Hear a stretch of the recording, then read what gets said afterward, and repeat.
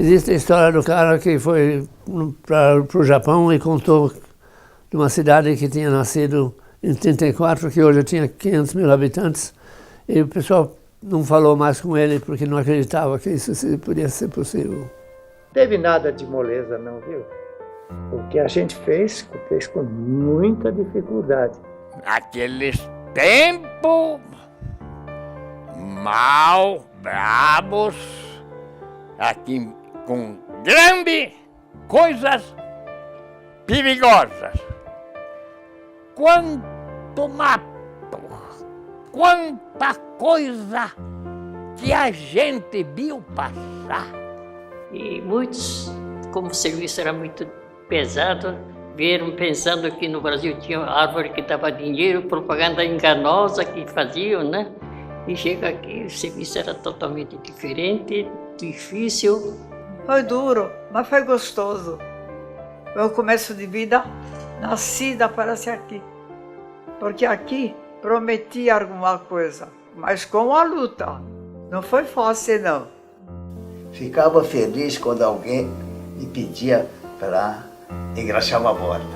Toda vez que se fala que uma cidade que começou em 34 e tem 500 mil habitantes hoje, é praticamente desconhecido no mundo. E quais os problemas que nós sofremos? O que faz uma cidade crescer? A quantidade de anos que ela comemora? Ou a qualidade dos anos que teve ao longo de sua história? Há uma cidade no norte do Paraná que surpreende a todos que a conhecem pela primeira vez. E também quem a viu nascer e crescer desde criança.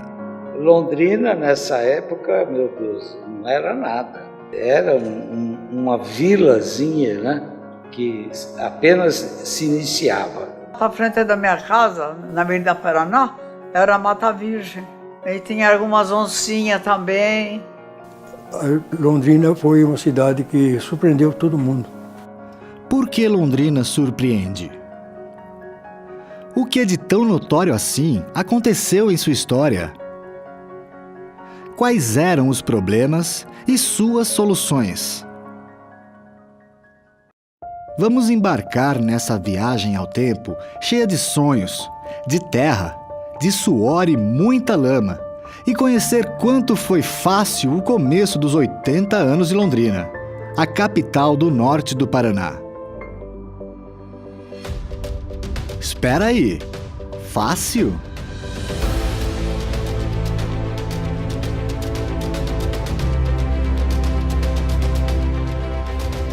Será que chegar aos 80 anos como Londrina, a quarta cidade em população do sul do Brasil, foi algo que aconteceu, digamos, sem querer? A colonização seguiu um plano do qual meu pai era o responsável, que era a divisão das terras em lotes de 20 alqueires, 20 a 30 alqueires mais ou menos. O escocês Arthur Thomas é um dos principais nomes a quem se acredita o começo de Londrina. Executivo de Lord Lovat, um eminente representante de investidores britânicos que viu ótimas oportunidades no Brasil, Arthur Thomas chegou da Europa em meados dos anos 20 para criar uma empresa com capital inglês no ramo de algodão. Porém, logo em seguida, o governo do Paraná anunciou um projeto onde estavam procurando investidores estrangeiros para desenvolver a região do norte do Paraná. E a companhia se interessou por isso. Assessorado pelo advogado João Sampaio, quem sugeriu mais tarde o nome Londrina, nascia a Companhia de Terras Norte do Paraná, com a obrigação de construir estradas de trem ligando São Paulo ao norte paranaense, colonizando esta região através do que seria o maior empreendimento do gênero na história do Brasil. Realmente era algo tão imponente quanto difícil de fazer na prática. Então foi uma colonização extremamente interessante, muito natural, ao mesmo tempo se formou a maior reforma agrária que se tem no mundo. Meu pai, como era diretor da companhia, ele formou um grupo de acho que 6 pessoas ou 7 pessoas da companhia de terras para vir para cá para fazer um acampamento no Marco Zero de Londrina. Meu pai, ele abria as estradas aí, né? Poucos encarariam a expedição no meio da mata, em 1929, liderada por George Craig Smith, o primeiro funcionário da companhia. Após seguir de trem de São Paulo até Ourinhos, depois de carro até Jataí, a expedição teve que atravessar o rio Tibagi carregando tudo que podia em barcos, com muitos homens a nado, inclusive os cavalos. Então, em meio a infestações de mosquitos, seguiram cerca de 20 quilômetros abrindo Mata Virgem até o Marco Zero e a futura Londrina, que primeiro se chamaria Patrimônio Três Bocas. Ali, abriram uma clareira que aumentava a cada dia. Meu pai era famoso por uma característica dele. Ele contratava gente de todas as nacionalidades. E para colonizar eles tinham que ter especialistas. E foi por isso que eles procuraram meu pai na área dos alemães. Para cada nacionalidade eles escolheram um especialista em colonização. Primeiro construiu-se o hotel e o almoxarifado da companhia. A madeira da floresta virava construção. A região se preparava para ser loteada, enquanto a terra roxa para dar frutos. Cada fazendinha, cada sítio tinha um acesso pela estrada em cima e acesso ao rio embaixo. Esse foi um princípio de colonização naquela época muito importante, eu acho. E também cada propriedade era feita com muita inteligência. A estrada ficava no espigão, ficava em cima e cada lote alcançava um rio, um córrego, né? Então todos os colonos tinham água própria, né? Aí o pessoal comprava o terreno e tinha 3 a 4 anos para pagar. Mas eu nunca vi falar que a companhia tomou o terreno de alguém por falta de pagamento. Porque o pessoal trabalhava, né? E a pequena Londres, ou melhor, Londrina, além de ganhar o nome sugerido por Sampaio em homenagem aos ingleses, cresceu logo também em responsabilidade. Humberto Pulgari Coutinho, proprietário do primeiro jornal londrinense, o Paraná Norte, dizia com entusiasmo que Londrina saltaria logo para município e que, sem ter as prerrogativas de vila, erguer-se-ia em cidade aquela incipiente capitalzinha do setentrião paranaense. Somente 5 anos após a expedição que abriu a clareira no Patrimônio Três Bocas no meio da mata, nascia o município de Londrina, em 10 de dezembro de 1934. Um lugar promissor, mas nada fácil para viver. Eu nasci aqui em Londrina, no dia 27 de agosto de 1934. Eu fui registrado em Jataizinho, porque não existia cartório na época. Meu pai, como era alemão, gostava das coisas certas, né? Se ele esperasse mais uns dias para me registrar, eu seria um dos primeiros a ser registrado aqui em Londrina. Quando nós chegamos, tinha só barro, poeira, coisa horrível, mata, que dava medo, né? Mas como a gente queria progredir na vida, também tivemos coragem e viemos, só nós dois. Então os ingleses, com muita inteligência, resolveram enviar cartas para as rádios, para jornais, revistas, etc., na Europa e na Ásia, dizendo o seguinte: venham para cá, nós temos terras férteis, virgens, que vocês não vão passar fome. A propaganda feita pela Companhia de Terras Norte do Paraná apresentou Londrina aos sonhos de gente de todas as regiões do Brasil e de nacionalidades como italianos, portugueses, alemães, espanhóis, japoneses, ucranianos, entre vários outros. Uma verdadeira globalização em plena década de 30. A propaganda da Companhia de Terras Norte do Paraná chamava a atenção de pessoas para cá, né? não tem saúva. E quem vinha aqui geralmente era agricultor e logo de começo viu que a terra era de cultura, terra boa. Chegando gente e mais gente. Mineiros, paulistas, cariocas, pernambucanos, alagoanos, baianos, vinha de toda a raça, em procura do norte do Paraná. Havia vários tamanhos de lotes. Cabe a meu pai uma grande honra, pois ele sugeriu aos ingleses de não vender propriedades grandes, porque se fosse semelhante ao Mato Grosso, nós teríamos hoje umas 50 grandes propriedades no Norte do Paraná e todos nós talvez nem existiríamos aqui. Que perto da cidade eram pequenos, 10, 15 alqueires, mais longe, 50 alqueires. Era gente que veio para trabalhar, então a coisa foi. Começou a ficar famoso aqui o norte do Paraná e todo mundo vinha, né? E foi assim que de 33 países vieram imigrantes para cá. Enfim, as terras daqui, como ainda hoje são, era chamava-se o Eldorado do Brasil.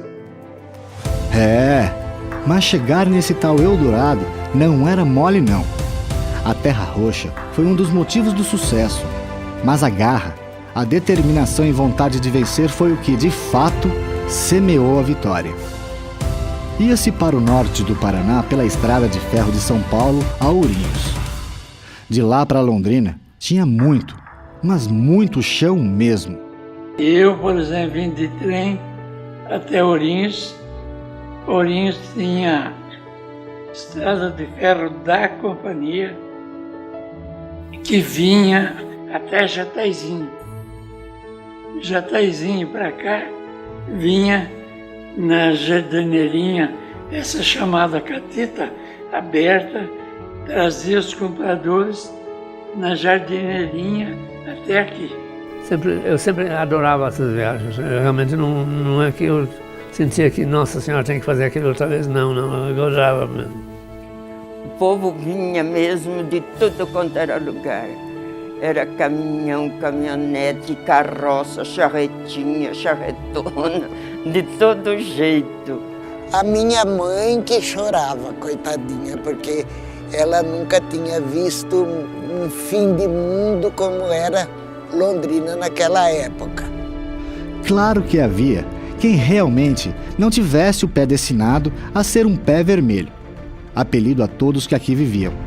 Encarar ou voltar, eis a pergunta que separava homens de meninos.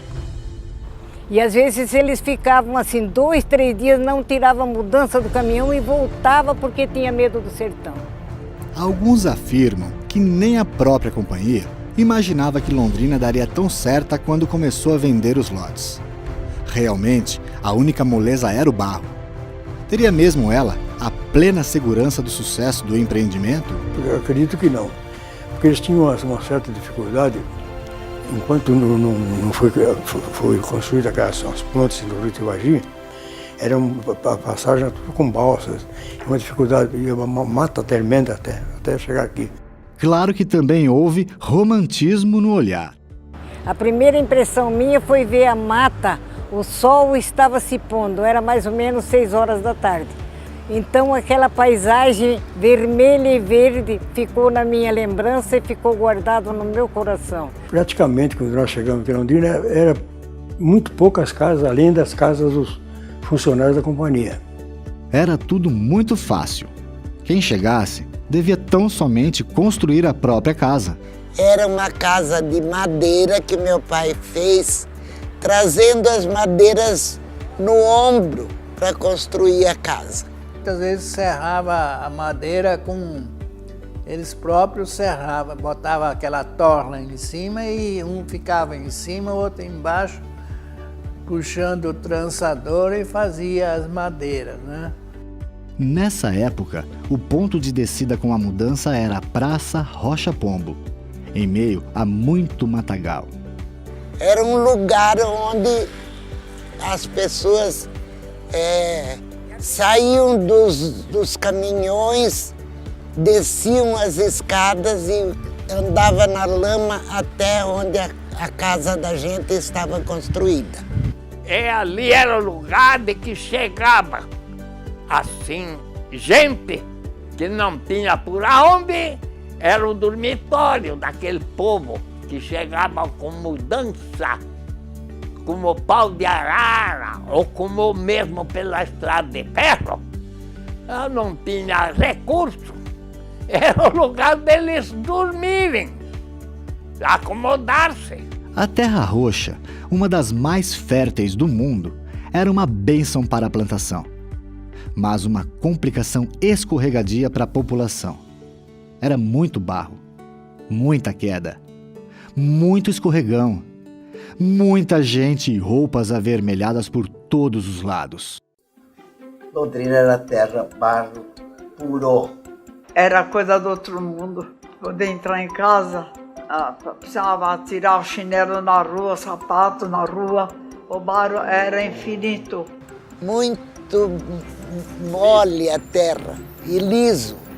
Então as pessoas faziam uma corrente como se fosse um sapato e andava acorrentado.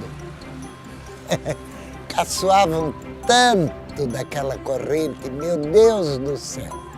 A terra roxa, quando chovia, era um barro e daí uns dias fazia sol, virava poeira. Não era mole.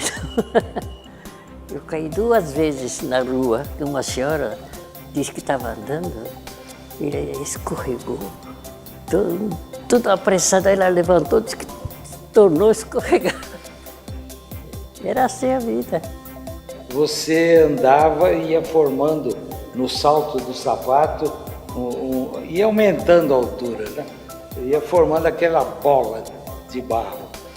Aí eu vinha descendo na Hugo Cabral, quando eu cheguei na esquina, um carroceiro falou, olha o boi, mas eu não vi o boi. Aí quando eu cheguei na esquina, ele chegou também, né? Aí ele me deu uma cabeçada e foi embora, não sei nem para onde ele foi. Quando fazia sol, a gente não chegava à tarde, não dava para enxergar. Quando passava um carro, e aquela poeira levantava demais, sabe? Então a gente quase não enxergava a tardezinha assim, sabe? Acontece que o povo de Londrina nunca se deu por vencido. Ao invés de ver lama, havia quem enxergasse uma oportunidade. De vez em quando se via um pra achar na rua aí, caía mesmo. E eu era um cara chegado, não via um tempo de chuva, falei, agora está na hora de eu ganhar meus trocos. Né? Costumava ir nesses lugares, nessas casas comerciais, vender pó de serra. Como na cidade de Sucupira, de Dias Gomes, nessa época o cemitério de Londrina existia, mas os poucos que aqui viviam trabalhavam tanto que ninguém tinha tempo para descansar em paz. Cemitério São Pedro não tinha ninguém enterrado. Então meu pai era meio brincalhão, ele dizia assim, vamos embora para Londrina porque lá não morre ninguém. Não tinha ninguém, não morria ninguém. Hoje é praticamente impossível encontrar alguém disposto a viver num lugar tão rústico como na criança chamada Londrina. Aquele tempo era em charrete de cavalo, para procurar seus recursos. Café, feijão e milho. Mas vinha o cavaleiro avisar, tira a criança da rua que vai passar boiada. E é interessante que minha avó deu para minha mãe uma caixinha de couro, que está hoje no Museu de Londrina, repleta de agulhas e botões, mas ela nunca usou esse material porque nós andávamos descalços, então não tinha meia para costurar, mas ela usou as agulhas para tirar o bicho de pé dos colonos, porque os colonos trabalhavam durante o dia, descalço, e voltavam à noite e embaixo de luz de vela, que nós não tínhamos ainda luz elétrica, tinha que ser no mesmo dia, porque no dia seguinte virava uma pelota de ovos e não tinha condições então de aguentar, porque coçava muito, né? Quem vinha para a lavoura, plantava milho, feijão, arroz para o gasto da família. E o café começou a produzir em 36, 37. Existia até um decreto federal proibindo de plantar café. Esses pioneiros vieram e ignoraram a proibição e o governo do Paraná também não ligou, porque está fazendo por conta e risco. E meu pai era o que ensinava esse pessoal. Cada um que vinha lá de fora, tanto faz que país que era, se era suíço, se era francês, ou português, italiano, cada um trazia na mala algumas sementes, algumas mudas, né? Mas com aqui é clima tropical, nada disso dava certo. Venceu o tempo, meu pai foi ser carroceiro. Ele ia daqui para Tamarana, para Paiquerê, levar querosene, sal, açúcar, essas coisas que vinham de fora, né? E quando ele voltava, ele trazia arroz em casca, trazia feijão para vender, né? Em Londrina, a coisa era, muitas vezes, na base da caça. O matadouro matava só 2 vezes por semana. Então, para servir tudo, não sobrava. Então, era caçado a pouco para ter um quê para comer de mistura. E para facilitar ainda mais a vida no começo de Londrina, na época da guerra houve escassez de produtos de base como sal e querosene. Quando chegavam, formava-se uma fila gigante, cada família em busca da sua parcela. Aqui o Norte Paraná ficou totalmente isolado. Que chegava aquela fila para apanhar 1 quilo de sal, 1 litro de querosene e, quando não, às vezes, judiação. Aqueles que vinham lá do sítio, tinha fila e terminava o sal, terminava o querosene, porque não existia. Nós não tínhamos mais condições de trazer nem sequer fósforo. Tinha que manter o fogo aceso de um dia para o outro. E nós tínhamos, ao mesmo tempo, pessoas como o João Carlos Strass, que tinha uma venda em Heimtal, e ele, durante a noite, com burros, com animais, ele ia até Assis para buscar alimentos para os colonos aqui, e forneciam para eles um sistema de caderneta, não sabendo se um dia ele ia receber o dinheiro ou não. Eram dificuldades que só podiam ser vencidas através do caráter de um povo, ou melhor, vários. Todos estavam lá para crescer. A gente cresceu dentro de um contexto onde todos se queriam bem, não importava a raça, porque tinha alemães, tinha italiano, tinha negros também, japoneses. Então a gente cresceu com Londrina, eu vou dizer quase que já antecipando a globalização. Depois que nós chegamos, aí o trem chegou e foi uma festa o trem. A chegada do trem foi festa. Que morava acho que umas 15 famílias aqui, mais ou menos, naquela época. O trem foi dia 28 de julho de 1935, eram mais ou menos 5 horas da tarde quando o trem chegou, com os vagões todos enfeitados de bandeirinha. E eu vi muita alegria nos olhos dos pioneiros. Mesmo assim, nada continuava fácil. Mas é o que tinha, né? O transporte que tinha, porque o outro era tudo terra, né? O que tinha estrada de ferro, né? Mas era muito complicada também, porque não resistia o movimento que tinha. De vez em quando caía vagões aqui, destrilhava aqui, lá. De vez em quando você tinha vagões tudo jogado fora da estrada, né? Foi um avanço que ligou Londrina comercialmente mais a São Paulo do que a própria capital do Paraná. Aqui o pessoal utilizava São Paulo porque para Curitiba não tinha estrada. Era vagão e mais vagão pela estrada de ferro para levar, para transportar o café até São Paulo para depois ir para as docas para exportar de Santos para fora. O café aqui era o ouro, né? O café aqui era uma coisa que parece que os caras pegavam assim, uma enxada, pegavam dinheiro que gastavam dinheiro, coisa de louco, a gente gastava dinheiro. E a melhor região para plantar café seria o norte do Paraná, porque é uma terra roxa, rica em ferro. Praticamente não tivemos infância, porque logo que esse café começou a produzir, mais 2 ou 3 anos mais tarde, eu ia para lá limpar os pés de café embaixo, aquelas covas, tirar o café que tinha, limpar junto com meus irmãos. E nós íamos carpir, né? Nós íamos tão cedo plantar e tudo.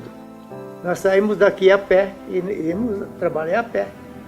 Nós íamos pela estrada de ferro. E nós chegamos lá, estava escuro ainda. Quando nós chegamos lá, tinha vez que se esperava clarear para começar a trabalhar.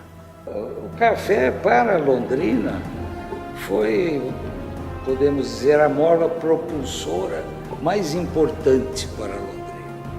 Porque as pessoas vinham para cá, para o Eldorado do Brasil, que era chamada a região aqui de Londrina, vinham para cá, compravam terras da Companhia de Terras, né, dos ingleses, e plantavam café, porque isso aqui era plantar e produzir. Era uma maravilha de situação agrícola, né? Então, vinham os compradores de café de São Paulo, principalmente, que eram os exportadores, e aqui cada dia mais aumentava a produção. Produzia-se milhões de sacas de café, né? Em pouco mais de 20 anos, Londrina se tornou como uma capital. O movimento agrícola, financeiro e demográfico excedera tudo que se previa. Eram 14 bancos, 900 casas comerciais e 500 pequenas indústrias. No começo dos anos 50, Londrina está em 15º lugar em arrecadação de impostos, incluindo 7 capitais. Com 90 mil moradores, o semanário de maior circulação nos Estados Unidos publica uma reportagem com o título Land That Sells Like Money, ou seja, terra que cheira dinheiro. Era Londrina virando notícia mundial. Pavimentações, construções, comércio, aeroporto, ferrovia, rodovias, movimento para lá e para cá, de dia e de noite. Até que depois Londrina foi crescendo e primeira rua a receber o calçamento foi a antiga Avenida Paraná, né? Que hoje é o calçadão ali. A primeira quadra que foi feita para revista com paralelepípedo foi a quadra pernambucana. Quer dizer, a gente foi vendo crescer, a cidade foi se tornando sempre mais habitável. Eu me lembro aqui do edifício Santo Antônio, foi quase um dos primeiros que foi construído. Então a gente ia lá, nossa, subia de elevador, era uma novidade pra gente, descia, né? Porque a cidade tinha quase tudo casa de madeira. Depois, aos poucos, a Avenida Genópolis foi se formando, a Rua Santos, Paranaguá, aquelas casas bonitas, né? Então, quando começou a surgir alguns primeiros prédios, o edifício Manela, o edifício Saão, aí depois já passou para o edifício Bosque, aqui na esquina do Correio. Então, quando começou esses edifícios, foi uma coisa impressionante, né? Como é que pode? E foi crescendo. Foi crescendo e hoje está bem mais de uma meia dúzia, né? Outra coisa que ficou gravada no meu coração foi a figueira, onde hoje é a Santa Casa. Era uma figueira tão bonita, o tronco dela era dividido como se fosse a mão da natureza. E a nossa tristeza foi quando o homem chegou com o machado na mão e derrubou a nossa figueira. E nós vimos a nossa figueira espalhada pelo chão e foi grande a choradeira, foi muito grande a tristeza. Foi uma coisa, quando qualquer calçamento ali, no meio de tanto barro, né? Aquele povo vibrava ali, sabe, fim de semana, e era todo mundo se reunia, era a avenida, vamos na avenida. Lazer era fazer o footing na avenida aos domingos, ficava à tarde até anoitecer, andando para lá e para cá, as moças de um lado, os moços do outro. E aí paquerava. O aeroporto de Londrina começou a funcionar em 1936, mas foi no auge do café que ele foi ampliado e adequado para comportar o desenvolvimento galopante. Era coisa de louco, era um movimento. Chegou a ser um dos mais movimentados aeroportos do Brasil. Tudo que sobe tem que descer. Foi em certo tempo, espaventou os capeiros, geada e mais geada. Porém, isso em nada impediu que no fim da década de 50 nascesse uma das maiores indústrias cafeeiras da história do Brasil e do mundo, a Companhia Cacique de Café Solúvel. Café foi um sucesso mesmo, como todos nós conhecemos, né? Até que as geadas realmente diminuíram a produção de café, né? A famosa geada de 1975. Naquele ano teve cenas de muitos sitiantes olhando para a geada no começo de manhã e cometendo suicídio aqui. Foi uma tragédia muito grande, né?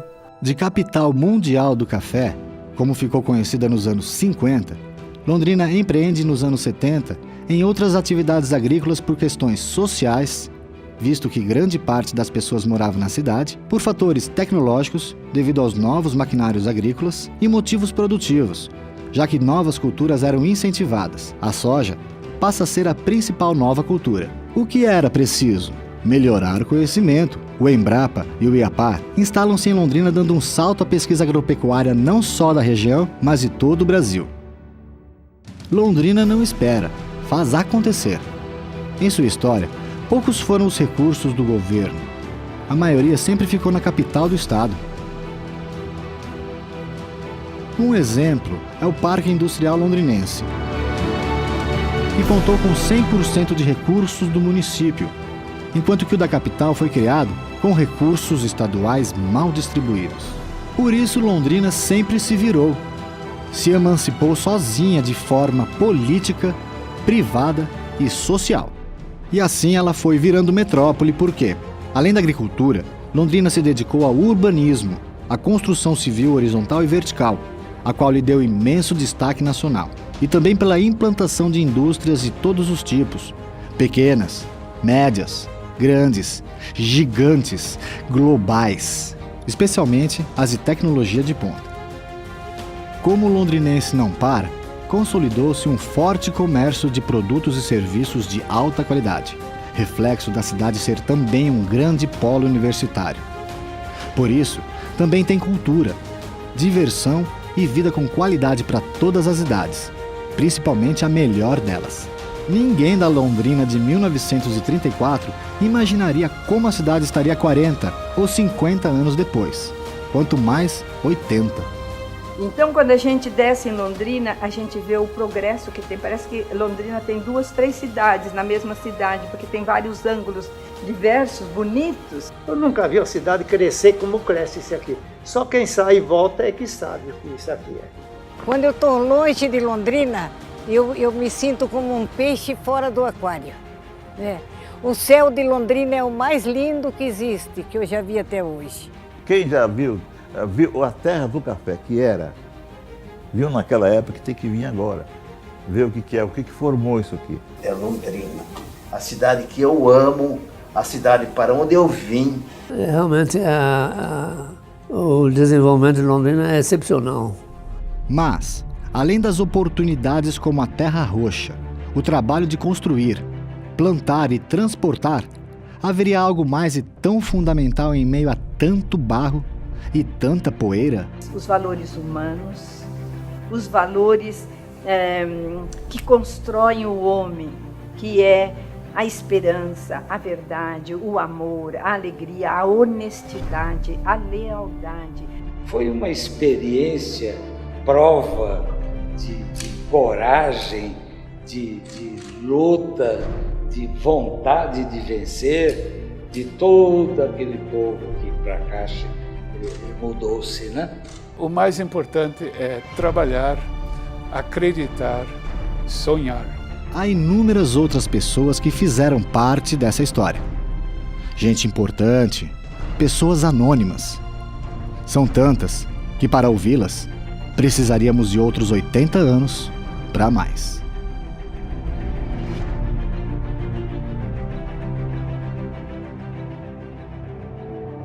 Hoje, a capital do norte do Paraná é a segunda cidade mais populosa do estado e a quarta do sul do Brasil. Tem população de 550 mil habitantes urbanos e mais de 1 milhão na região metropolitana. Londrina tem quase 3 mil indústrias e mais de 30 mil comércios e serviços, além de ser um importante eixo de negócios entre o Brasil e o Mercosul. Tudo isso confirma que o que fez Londrina crescer não foi sua quantidade de anos, mas a forma como a sua gente aproveitou cada segundo de sua história em busca da realização dos seus sonhos. Relembro as belas madrugadas da Londrina de outrora. No canto da passarada, a música sonora. Era tudo tão bonito no meu rancho de palmito, quem me dera ver agora. A lua gagando em festa no verde manto da floresta, quando a noite era tão bela. O luar cobrindo a mata, seus raios em cascatas beijavam minha janela. Era silêncio em serenata da lua cor de prata clareando o meu sertão.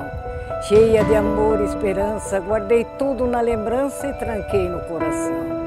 No meu rancho de palmito era tudo tão bonito, só restou recordação.